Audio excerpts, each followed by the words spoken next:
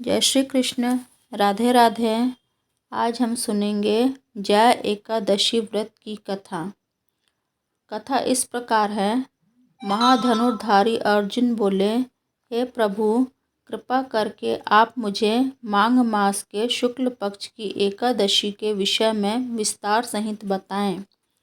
शुक्ल पक्ष की एकादशी में किस देवता की पूजा अर्चना करनी चाहिए तथा इस एकादशी के व्रत की क्या कथा है, उसके करने से क्या फल मिलता है। श्री कृष्ण भगवान बोले, हे पार्थ, माघ मास के शुक्ल पक्ष की एकादशी को जया एकादशी कहते हैं। इस एकादशी के व्रत से मनुष्य भूत प्रेत पिशाच आदि की योनि से छूट जाता है। अतः इस एकादशी के व्रत को विधि पूर्वक करना चाहिए। अब मैं तुम्हें जया एकादशी के व्रत की महिमा सुनाता हूँ, ध्यान पूर्वक सुनो। एक समय देवराज इंद्र नंदनवन में विहार कर रहे थे। चारों ओर उत्सव का सा माहौल था। गंधर्व गायन कर रहे थे और गंधर्व कन्याएं नृत्य प्रस्तुत कर रही थीं। पुष्पवती नामक गंधर्व कन्या ने माल्यवान नामक गंधर्व को देखा और उस पर मोहित होकर अपने हाव भाव से उसे रिझाने का प्रयास करने लगी। माल्यवान भी उस पर मोहित होकर अपने गायन का सुर ताल भूल गया। इससे संगीत की लय टूट गई और संगीत का सारा आनंद बिगड़ गया। सभा में उपस्थित देवों को यह बहुत बुरा लगा। यह देखकर देवराज इंद्र भी कुपित हो गए। संगीत एक पवित्र साधना है। इस साधना को भ्रष्ट करना अपराध है।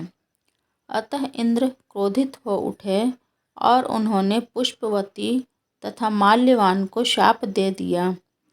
संगीत की साधना को अपवित्र करने वाले माल्यवान और पुष्पवती, तुमने देवी सरस्वती का अपमान किया है, अतः तुम्हें मृत्युलोक में जाना होगा।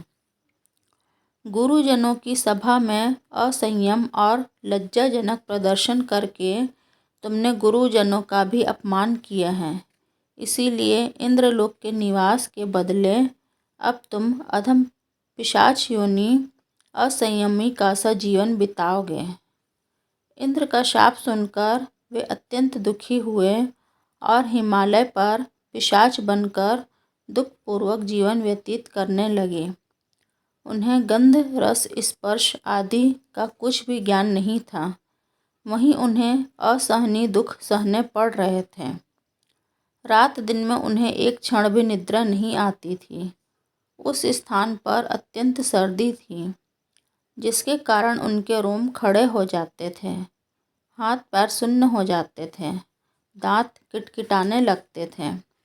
एक दिन पिशाच ने अपनी स्त्री से कहा, ना मालूम हमने पिछले जन्म में कौन से पाप किए हैं जिससे हमें इतनी दुखदायी यह पिशाच योनि प्राप्त हुई है। पिशाच योनि से नरक के दुख सहना ज़्यादा उत्तम है।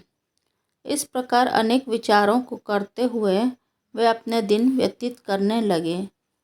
देवयोग से एक बार माघ मास के शुक्ल पक्ष की जया नामक एकादशी के दिन इन दोनों ने कुछ भी भोजन ना किया और ना कोई पाप कर्म ही किया। उस दिन केवल फल फूल खाकर दिन व्यतीत किया और महान दुख के साथ पीपल के वृक्ष के नीचे बैठ गए। उस दिन सूर्य नारायण अस्ताचल को जा रहे थे। वह रात्रि इन दोनों ने एक दूसरे से सटकर बड़ी कठिनता से काटी।